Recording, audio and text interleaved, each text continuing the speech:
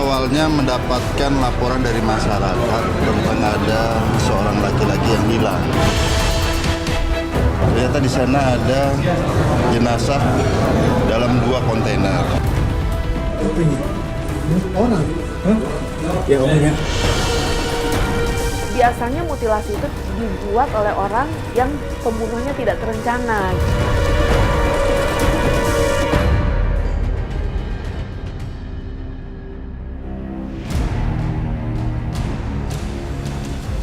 Angela Hindriati terus ditimpa kemalangan.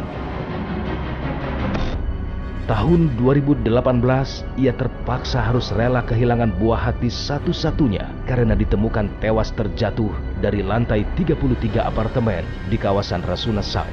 Anna Leksita Leia Loha, putri Angela yang saat kejadian berusia 15 tahun mengalami depresi akibat ujian sekolah. Anna Leksita ditemukan tidak bernyawa di taman bermain apartemen. Pada Jumat 6 Januari 2023, Polda Metro Jaya melaksanakan pembongkaran makam Anna Leksita Leia Loha, anak Angela. Ekshumasi dilakukan untuk mencari kecocokan DNA. Setelah dicocokkan, terdapat kesamaan DNA mayat mutilasi yang ditemukan dalam box kontainer di Bekasi dengan DNA Anna Leksita. Berdasarkan pengakuan tersangka mutilasi Eki Listianto kepada penyidik Resmob Polda Metro Jaya, pembunuhan terhadap Angela dilakukan karena korban mendesak untuk segera dinikahi. Desakan itu disertai dengan ancaman melaporkan ke istri dan keluarga pelaku jika permintaannya tidak segera dipenuhi. Dan inilah pandangan psikolog Irma Rosalinda terkait kondisi psikologi ketika didesak untuk menuruti permintaan seseorang. Orang yang berdua ini melakukan hubungan, ya bisa saja akhirnya komitmennya dia nikah siri diam-diam, ya kan? Di mana? Atau dia bisa saja karena dia masih jaga komitmen, dia memutuskan hubungan tersebut, gitu ya, meninggalkan perempuan itu.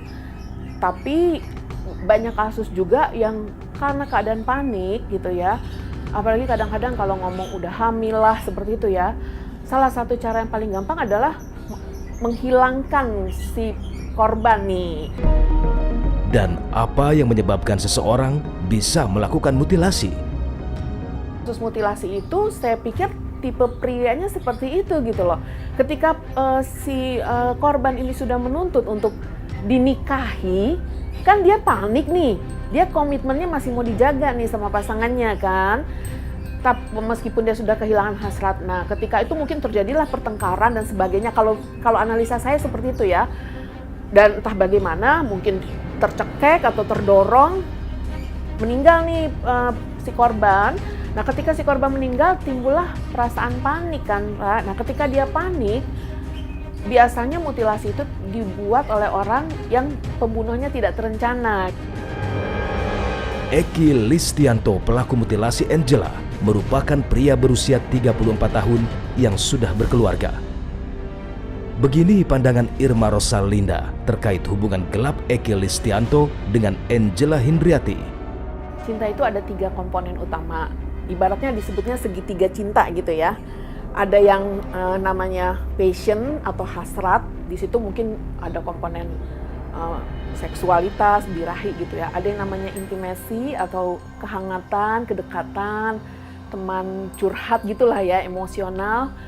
Dan ada yang namanya komponen komitmen. Berarti komitmen tuh berkaitan dengan ya komitmen ya, tidak berpisah atau tidak melihat orang lain lah, intinya komitmen.